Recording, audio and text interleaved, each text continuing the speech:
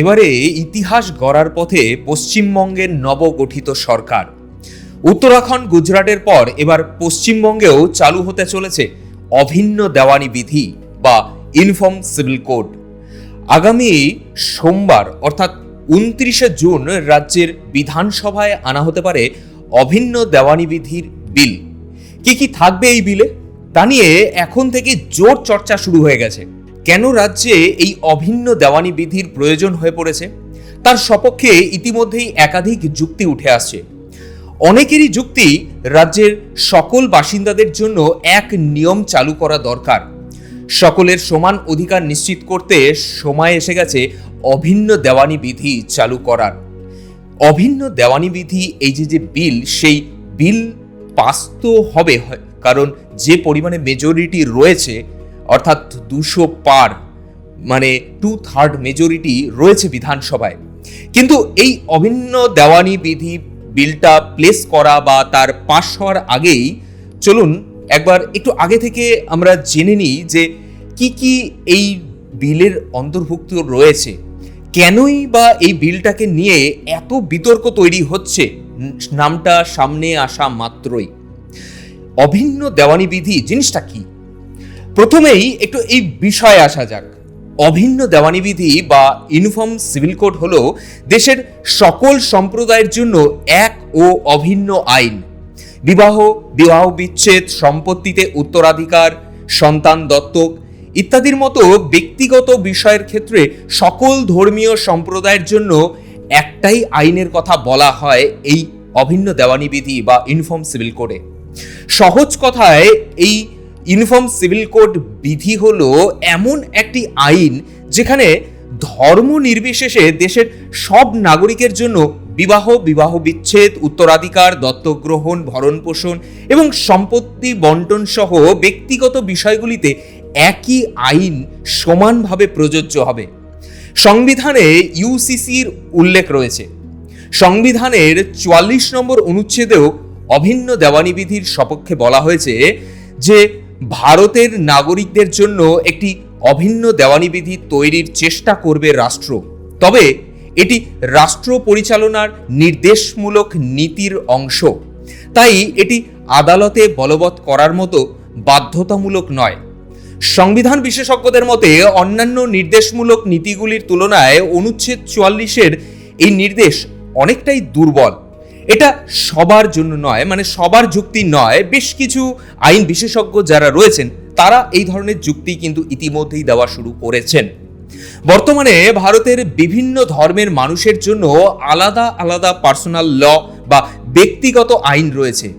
যেমন হিন্দুদের জন্য রয়েছে হিন্দু ম্যারেজ অ্যাক্ট, হিন্দু উত্তরাধিকার আইন। মুসলিমদের জন্য রয়েছে মুসলিম পার্সোনাল ল। খ্রিস্টান ও পার্সিদের জন্য রয়েছে পৃথক ব্যক্তিগত আইন। অভিন্ন দেওয়ানি বিধি বা ইউসিসি চালু হলে এই পৃথক ব্যক্তিগত আইনগুলি বদলে সবার জন্য একটাই দেওয়ানি আইন কার্যকর হবে। ভারতের কোথায় কোথায় এই অভিন্ন দেওয়ানি বিধি কার্যকর রয়েছে? দেশের মধ্যে উত্তরাখণ্ডে প্রথম এই অভিন্ন দেওয়ানি বিধি চালু হয়েছে। 2025 সালের 27শে জানুয়ারি অভিন্ন দেওয়ানি বিধি চালু হয় উত্তরাখণ্ডে। এরপরে গুজরাটেও চালু হয় এই ইউসিসি। অসমে অভিন্ন দেওয়ানি বিধি কার্যকর করতে বিল পাশ হয়েছে ইতিমধ্যেই। অন্যদিকে গোয়ায় দীর্ঘদিন ধরেই অভিন্ন দেওয়ানি বিধির মতো গোয়া সিভিল কোড চালু রয়েছে। অভিন্ন দেওয়ানি বিধির আইন বেশ কিছু বিধান রয়েছে, মানে যেই বিধানগুলোর ওপরে ভিত্তি করে আগামী দিনে সমস্ত আইন প্রণালী কার্যকর হতে চলেছে।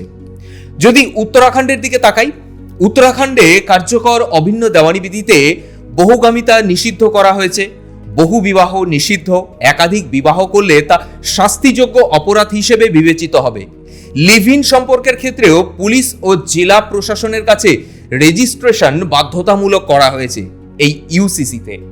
যদিও কোনো নাবালক বা নাবালিকা লিভ ইন সম্পর্কে থাকতে চায় তাহলে অভিভাবকদের সম্মতিও বাধ্যতামূলক।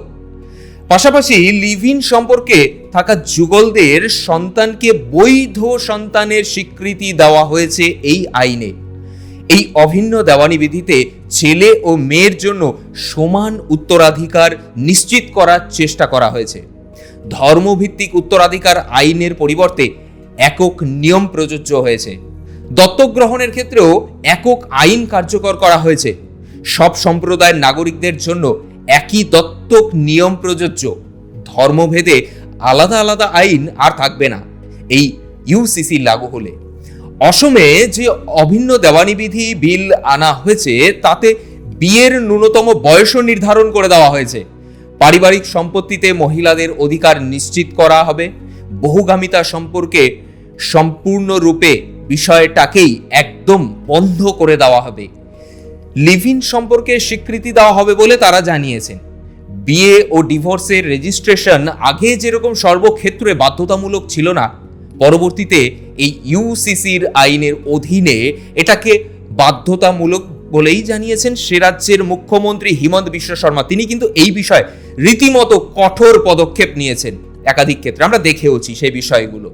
এবার পশ্চিমবঙ্গে অভিন্ন দেওয়ানি বিধিতে কি কি বিধান আনা হয় সেটাই দেখার, কারণ আমরা এখনো পর্যন্ত জানি না যে এই অভিন্ন দেওয়ানি বিধিতে পশ্চিমবঙ্গ সরকার ঠিক কি কি বিষয় আনতে চলেছেন।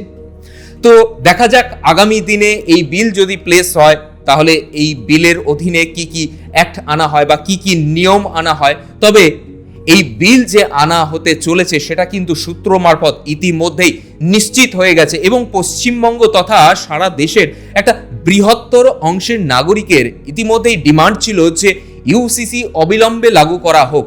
তো একাধিক রাজ্যের পাশাপাশি এবার পশ্চিমবঙ্গেও লাগু হতে চলেছে বা চালু হতে চলেছে এই ইউনিফর্ম সিভিল কোড। তো দেখা যাক আগামী দিনে কি পরিবর্তন আসতে চলেছে এবং কবে সেই বিষয়টাকে আনা হয় বা এই বিষয়ের উপর ভিত্তি করে পশ্চিমবঙ্গে কি কি পরিবর্তন আসে। তো এই রকম ছোট ছোট বিষয়ের জন্য অবশ্যই আপনাদের চোখ রাখতেই হবে টাইমস 14 বাংলার পর্দায়।